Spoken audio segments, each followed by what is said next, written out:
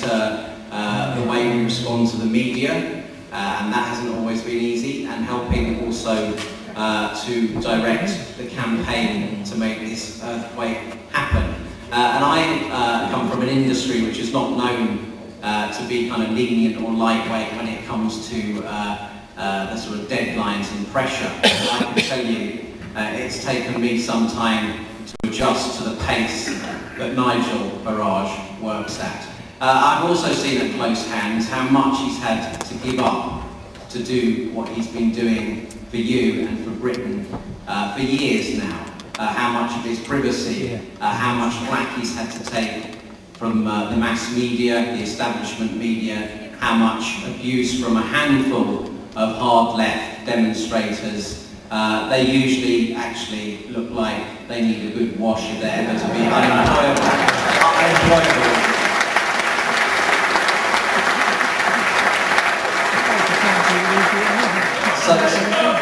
So quite how they blame UKIP for their plight, or Nigel in particular, heaven alone knows. But I've been to a few of these on the Nigel tour. It's fantastic. He's a man at the height of his very considerable political powers. It's my huge honour to ask you to give a huge Margate welcome to the leader of UKIP, to Mr. Nigel Farage.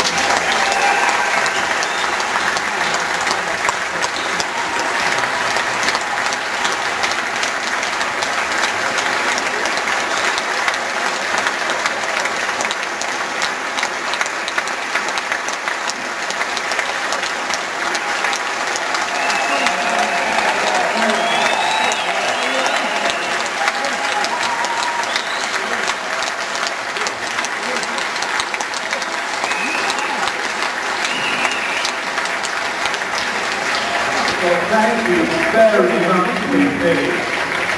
It really can't get any better than that, can it? I best pack up and go. Good evening, everybody. It's great to be here in Margate, in Thanet, and in a place where last year, in the Kent County Council elections, UKIP managed to win 7 of the 8 seats. What a fantastic place this is.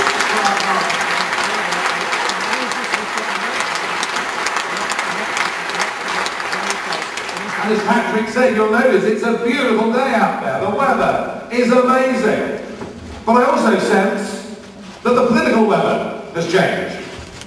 You see, 5 years ago, when I spoke here in Thanet, 5 years ago, as we led up to the European elections, what was being written about us in the newspapers, what was being said about us on the television, is that we were all eccentrics, cranks, gadflies, and my particular favourite, fruitcakes. But it's a bit different this time, isn't it? Now we're small-minded little Englanders, we're xenophobes, we're bigots, we're homophobes, we're racists, we're the nastiest people that exist in the whole of the country. And it reminds me of the tale that Gandhi used to tell. He said, first they ignore you, then they laugh at you, then they attack you, and then you win. Well, they're attacking us now, and we're about to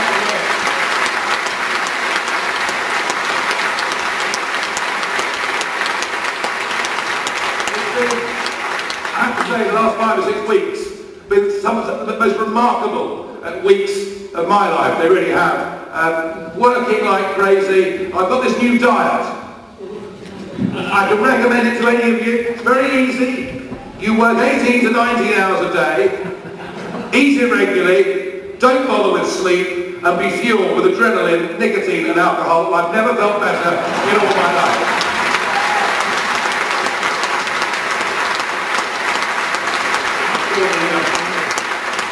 I'm sure that 1 or 2 GPs in the audience will be appalled by that. But it has been a remarkable few weeks. And I want to pay tribute to one man, because there's one man who kick-started the UKIP European election campaign nationally.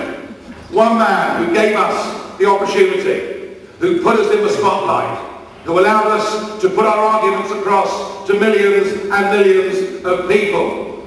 I could be thanking Patrick, I could be thanking my deputy leader Paul Nuttall, I could be thanking the Yorkshire businessman Paul Sykes, who's put a huge amount of money into this campaign and helped us get those billboards up right across the country. I could be thanking any of those people, but I'm not thanking them. No, there's one man. Some of you are getting there, aren't you? There's one man who, after 40 years of there being no proper national debate on our mainstream television about what membership of the European project really entailed, there's one man who propelled and catapulted UKIP up in the opinion polls, and I want to say a huge, rousing thank you to Nick Clegg.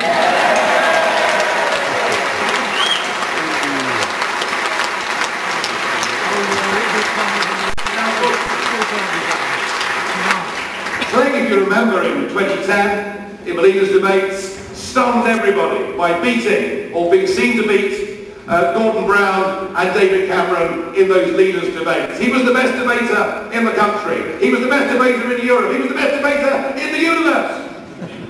And so, of course, he had no difficulty in challenging me and taking me on in these debates. And he really thought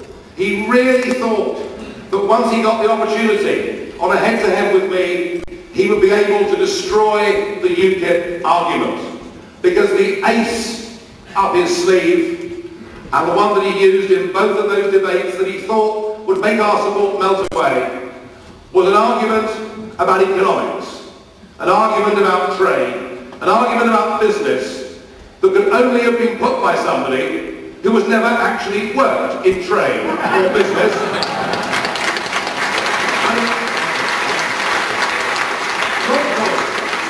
That makes him unusual, because if you look at the three front benches of our so-called mainstream, or as I now prefer to call them, our legacy parties, if you look at those front benches, you see a group of men and women who all go to the same handful of schools, who all go to Oxford, who all do a degree in PPE, and who all, once they've left university, get a job as a researcher in a political office, and they become members of Parliament at age 27 or 28, cabinet ministers in their early 40s, and I put it to you that this country is now being run by a bunch of college kids who've got no connection with reality in the real world.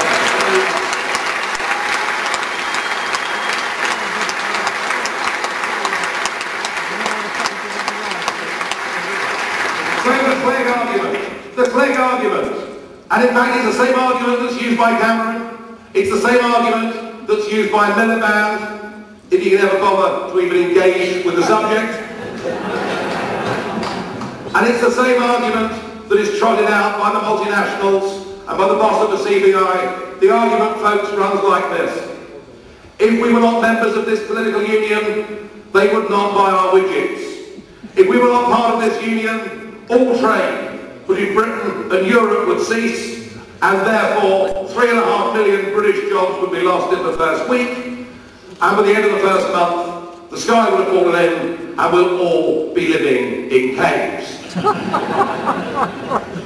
And that is an argument that clearly has been put by someone who's never been in business, because actually it isn't governments that create business. It's consumers that create business. It's consumers that say, I like that product. I trust its reliability, and I'm prepared to pay the price. And if you look at the balance of trade that exists between Britain and the European Union, well, Clegg has said that we sell cars to Europe. If we weren't part of the European Union, you know, Nissan and Honda and Hyundai would not be in Britain manufacturing cars for sale in the European market. Well, all right, Nick. Have you looked around our roads these days? Have you noticed how many Volkswagens, BMWs and Mercedes? You know, have you worked out, Nick, that they sell us nearly 1 million cars a year more than we sell them? In whose interest would it be for there to be barriers to trade? And similarly, you know, this country imports 20 million bottles of champagne every year. Now, I haven't got a German car, but I've done a bit to help the French wine industry. And you know, I'm going to go on buying champagne if I want to, regardless of whether we're in the European Union or not. And the real killer fact is this, that Britain is now the Eurozone's largest export market in the entire world. They sell us more than they sell to America, to Japan, or to China. They need us more than we need them, and we will go on trading regardless.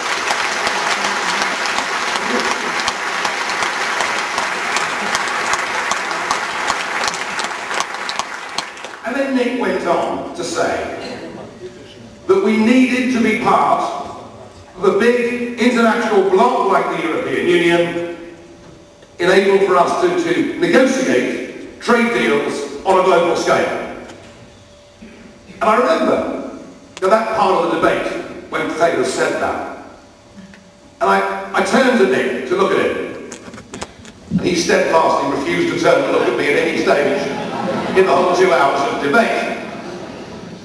And I said, Nick, I said, you just don't think we're good enough, do you? You just don't think this country is capable of standing on its own 2 feet, getting up off its knees, and showing the self-confidence needed to forge our own trade relationships in the world. And I saw him wince a little bit at this point. And I said to him, you know, Switzerland, which is not a member of the European Union, has more free trade agreements with the rest of the world than we do as EU members.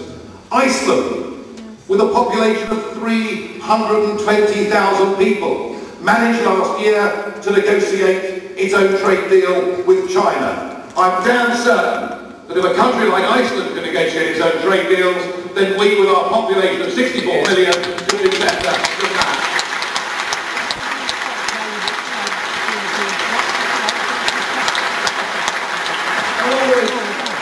I've always been told, well, of course, the thing about UKIP is it's all negative. All you do is knock the European Union. Well, I guess it's fair to say that I've given 1 or 2 speeches in Strasbourg to Mr. Barroso, and perhaps rather more infamously to the European President whose name nobody had ever heard of until I gave that speech,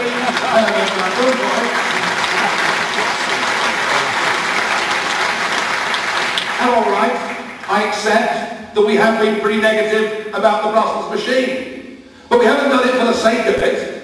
We've done it because we believe we can be better off without it. We've done it because we have the self-confidence to believe in our nation, to believe in our people, to believe in our democracy, to believe in our birthright, to believe in that which was handed down to us by generations who fought in 2 world wars to defend it and make sure that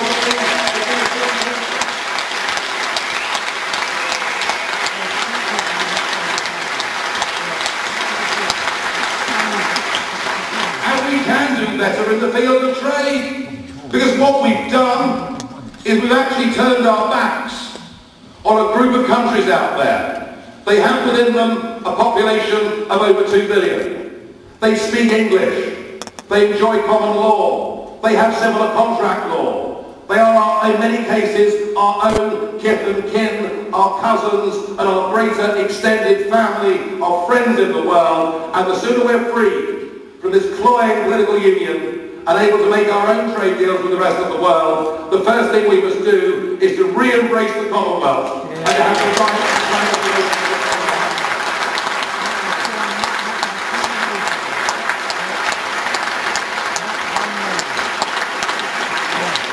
There are positives: self-confidence, democracy, trade, the ability to deregulate some of the rules, to try and help our 4.8 million small businessmen and businesswomen to go out there and do what they should be doing, which is not ticking boxes, but creating jobs and wealth and paying into the exchequer. All of this we can do only if we are outside and free from a political European Union. But the big question, and the great debate in this election campaign, and perhaps the reason why we have started to take so much abuse over the course of the last month or 2, is that the whole subject of immigration in Britain has been something that we're not supposed to discuss in polite society, and it's been that way for many, many decades.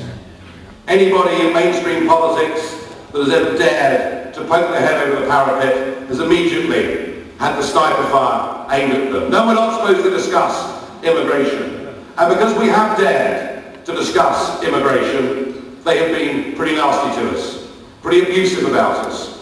I think of the constant stories about people in UKIP who have said things on Facebook. Some of them are stupid, some of them are offensive, most of them are done late at night by people who are nothing more than politically naive. But the more offensive comments have been picked up and presented nationally as if they represented UKIP and what UKIP stood for. Ladies and gentlemen, we are a non-racist, non-sectarian political party, and we will not tolerate extremism or intolerance within our party.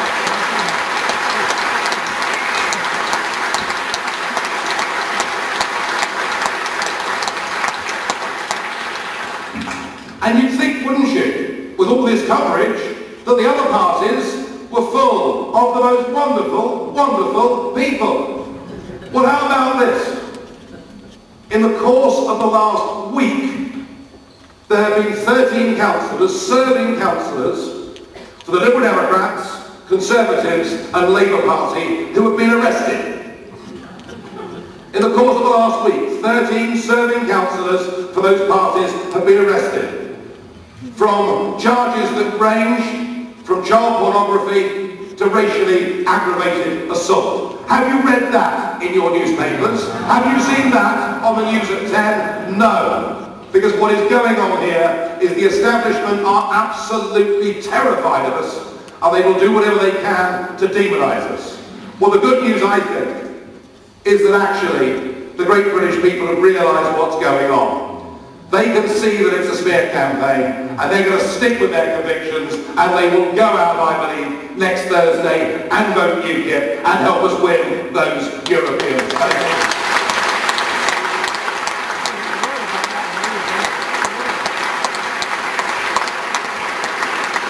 I genuinely believe that what we have to say about immigration is absolutely bomb-proof. I was asked a question. Well, I was asked a series of questions. In fact, it was a bit like facing 6 short-pitch fast deliveries and over from James O'Brien from LBC.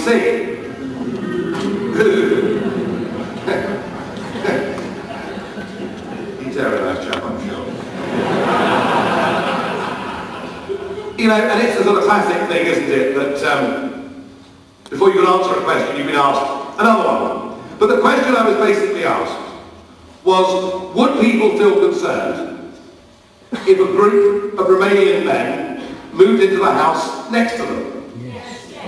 Now I would suggest actually that if 10 men from any nationality moved into the house next to you, you'd be asking a question. You'd be asking a question as to what was actually going on. And they tried over the last couple of days to say, this is my big mistake, this is the moment at which the UKIP campaign falls to pieces. Well, let me explain to you exactly why I think we should be concerned about our relationship with Romania. Romania mercifully got rid of communism and got rid of that truly appalling dictator Ceausescu. And that is a very good thing, and we're pleased for the Romanian people that that is now part of their history. But sadly, they have not made the transition in the last 20 years from that state of affairs to being what we would believe to be a true, full, liberal Western democracy. There is a very large minority within Romania, the Roma people, between 2 and 3 million of them, who are treated, who are literally totally excluded from society. They have nowhere to live, they have no jobs, they have no prospects. They are discriminated against in a way that it's scarcely difficult to believe is still happening on mainland Europe today. And I've been to Romania, and I've visited those Roma camps, and I've met those people, and I have nothing but sympathy for millions of people who are being treated as badly as that.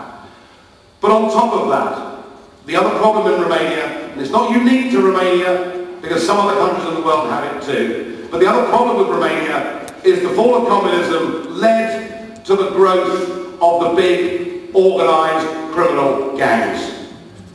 Criminal gangs who prey upon the poor, whether they're young girls or young men or whatever they may be, people involved in people trafficking and the drugs trade, and very much worse than that. And for them, membership of the European Union was the best thing that's ever happened, because it meant total free flow of movement. And under the treaties that we have signed up with Romania, under the European Union rules, there is nothing the border force at Dover or the police at Dover can do to stop known criminals from coming into this country. And if you look at the figures, and they're pretty eye-watering, 92% of all ATM crime in London last year was committed by Romanian nationals. And despite the fact there are only 80 to 100 Romanians, 1,000 Romanians in this country, in the last 5 years, in the Metropolitan Police area alone, there have been 28,000 Romanian arrests.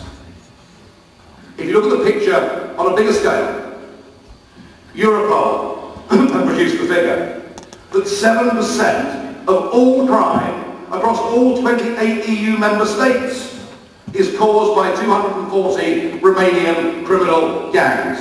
Do you get the picture, ladies and gentlemen? There is a problem. And it is not racist or wrong or discriminatory or, frankly, in my view, anything other than common sense to say that we should control our borders and not allow free access to Romanian criminal gangs to come into our country.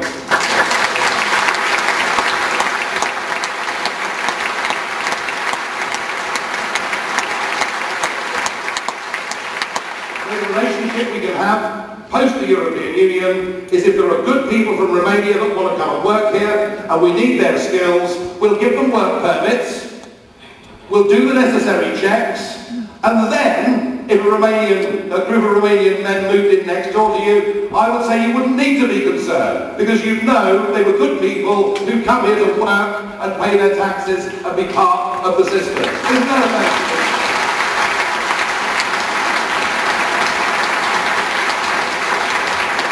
Actually, if you really look at it, and you really think about it, UKIP's solution for a long-term immigration policy is in fact the most equitable and the most fair and the least racist of any party in British politics.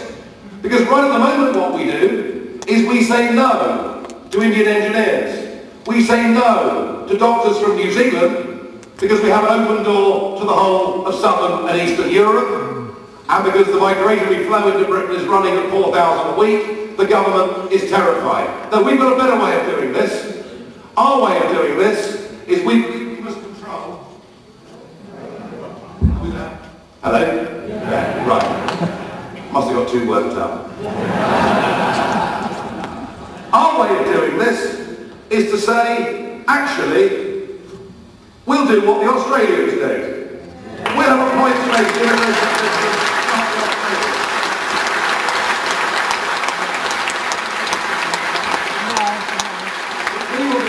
We will be able to make decisions not just on the quantity of people that come to Britain, but on the quality of people that come to Britain.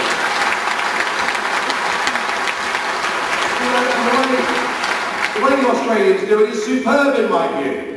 They say you have to be 45 years of age or younger, and you have to have a skill or a trade to bring that will better Australian society. That seems to me makes sense. They say, if you've got a life-threatening disease, I'm sorry, we don't want you, which clearly makes sense. They say, if you've got a criminal record, we don't want you, which is odd when you think about it, given the Australian history. And they... Just getting my own back to the ashes, that's all. And they say John Howard, who won 4 general elections in Australia on this policy, John Howard said, if you come to settle in our country, we couldn't care less where you come from. We couldn't care less what colour you are. We couldn't care less what religion you are. But if you come here, you speak our language, you integrate in our society and become part of our Australian experience.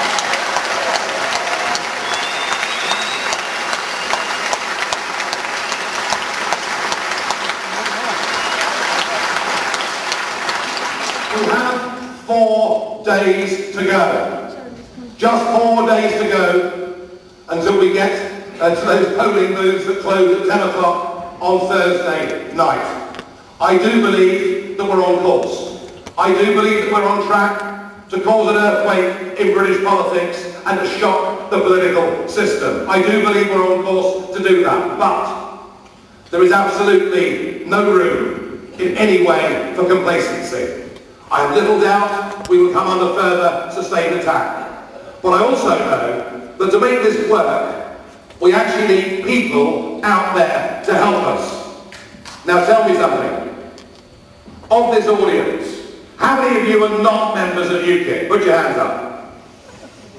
Well, a good percentage, thank you. If you lock that door over there. I'm going to address these next comments both to members of UKIP and to non-members of UKIP. If you want to change things in this country, if you want to hand down to your children and grandchildren those rights, liberties and privileges that we all inherited when we were born, then we will not be able to do it trusting the existing political parties. It's all well and good, isn't it? For Dave, well, that's how he styles himself, the common man and all that, you know. It's all well and good for Dave to tell us, vote for me, I'll give you a referendum. But I remember in 2009 in the European elections, Dave said, vote for me, and I give you this cast iron guarantee there'll be a referendum. And he didn't deliver it to us. But the only way this is going to happen is if you get stronger and stronger and stronger. And what we need in the next 4 days, ladies and gentlemen, we need you to, if you agree with what we're saying and agree with what we're trying to do, we need you to help us. And you can start that process tonight. You can join us. You can give us a couple of bob. You can take away these Corex boards. I've got Corex boards, hundreds of them, that you can take home and display in your windows or on your fences or wherever it may be. I want you to go out there, and whether it's in the local paper shop or in the local pub or with your family, stop laughing at the front, or with your family, I want you to harangue and bully into submission people to get them down to those polling booths next Thursday. In fact, what I'm asking you to do, I'm asking you to join the People's Army that will teach the establishment the way the people of this country think. And I ask you, are you prepared to join our People's Army? Yes. Thank you very much.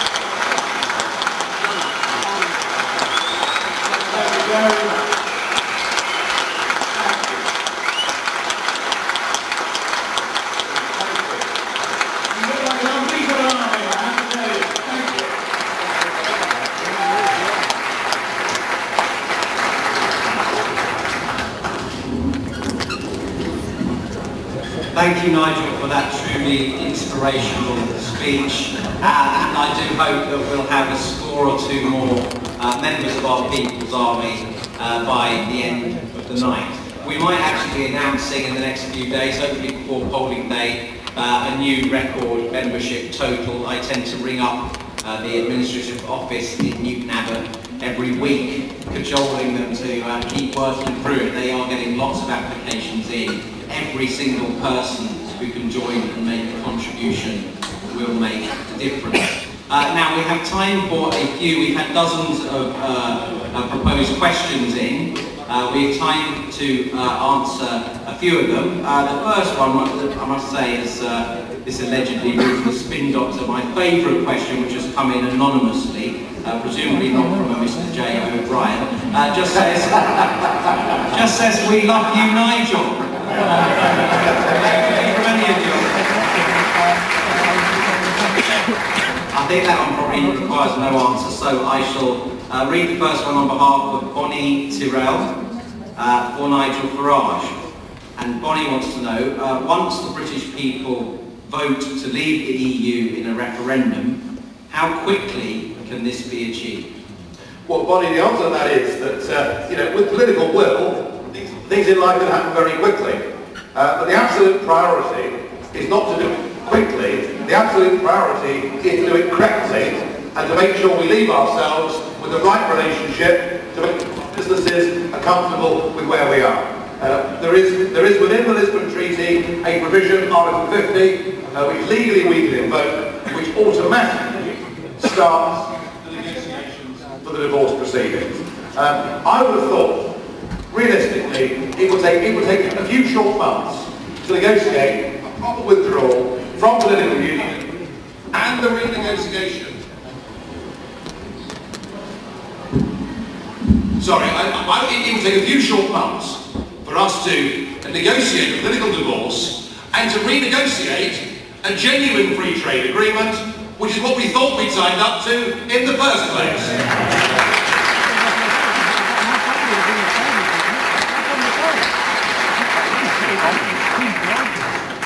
Right, I am going to give our other excellent candidates the opportunity for the quick fire Q&A round as well. So, give me one of football, Patrick.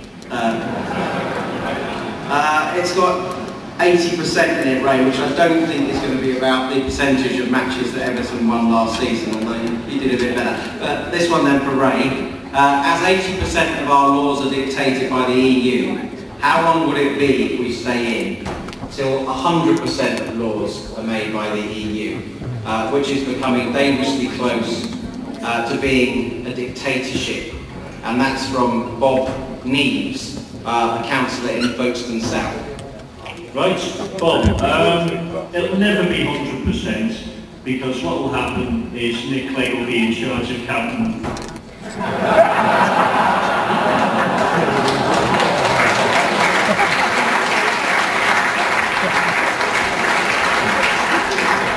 And this one, which Janice touched on in her speech, I'll ask her to amplify a bit.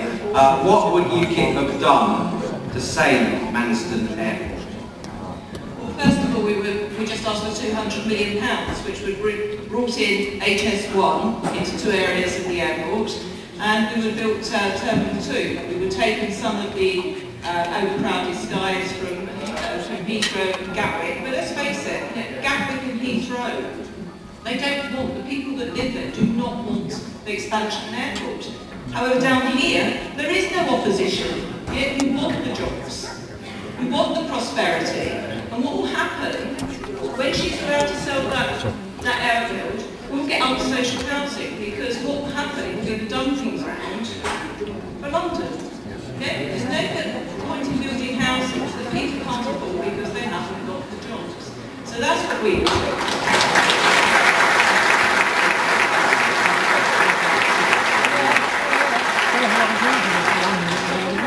Right, I think we've probably got time for just two more quick ones. The first one is from David Allen, who says he's just driven 90 miles from Bishop Stortford, which is the #1 Eastern candidate. Why have you come off region? Only one of us is allowed out at a time.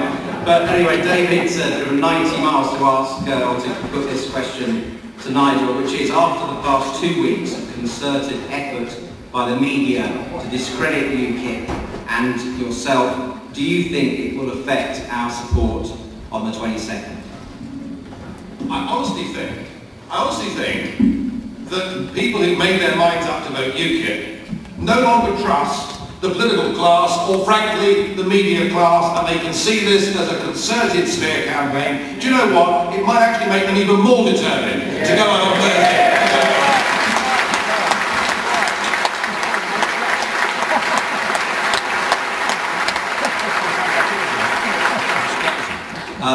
of luck, and this to Nigel as well, but the questioner haven't left their name. How will UKIP help Middle England, i.e., and this sounds very heartfelt, the tax-paying, ordinary, working people of this country? Well, it's interesting, isn't it, that the only thing Ed Miliband ever talks about is the cost of living. Well, let's talk about the cost of living, shall we? Let's talk about the fact that because we're in a common agricultural policy and we put huge tariffs on cheap imports coming in from the third world, that the average family's food bill is £400 a year higher than it would be if we were buying on world markets. Let's talk about energy bills. As a result of agreements we signed up to in Brussels and supported by the entire British political establishment, we seem to have decided that it's a sensible thing to cover our green and pleasant land and our seascapes off the North Foreland with ugly, disgusting, useless wind turbines.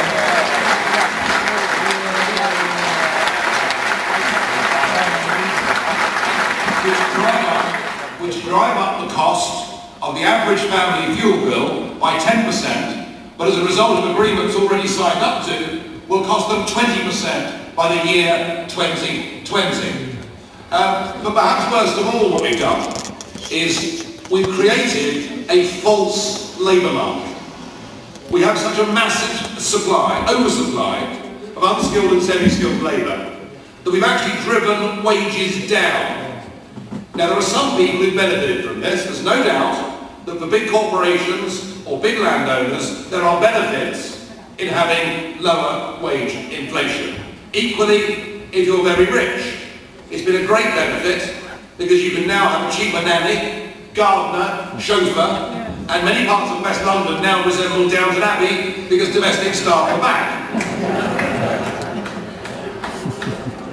But what we have seen is a doubling of youth unemployment since 2004. And I'm sorry, I do not accept this argument that all British youth are lazy, feckless and useless. Some of them might be, but you know what? There are a huge number of young people who feel deeply frustrated they're being discriminated against for getting jobs in their own country, and that is plain wrong. And added to that, what we've seen is wage compression. A lot of men and women who are taking home the same or less than they were 10 years ago, despite the fact the cost of living has gone up. What we can do for Middle England, free from the European Union, is give people cheaper energy, cheaper food, and better job opportunities in the workplace in this country. And that strikes me as the most